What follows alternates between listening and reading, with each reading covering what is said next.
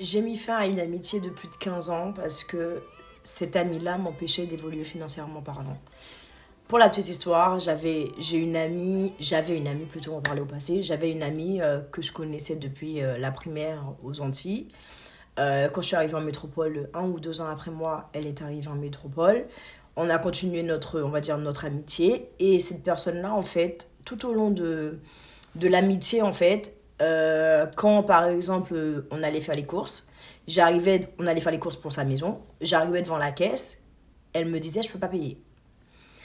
Par exemple, je peux pas payer, du coup j'étais devant un fait accompli, je payais.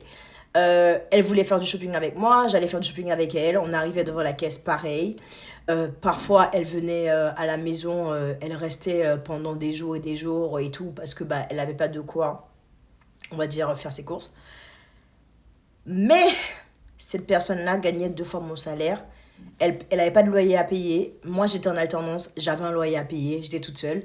Elle était chez la famille, elle payait pas de loyer, elle gagnait 2 fois mon salaire. Ce que j'ai trouvé égoïste, c'est que, en gros, j'ai découvert quelques temps après que quand son salaire arrivait, elle donnait sa carte bleue à son mec, ou elle faisait un virement de son salaire à son mec, et le reste du mois, elle essayait de vivre, on va dire, à mes frais.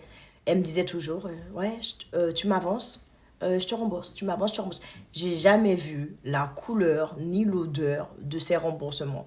Parfois, pour évoluer, on doit couper les ponts avec certaines personnes, même des personnes avec lesquelles on a passé toute notre enfance. J'ai perdu une amie, mais j'ai fait des économies.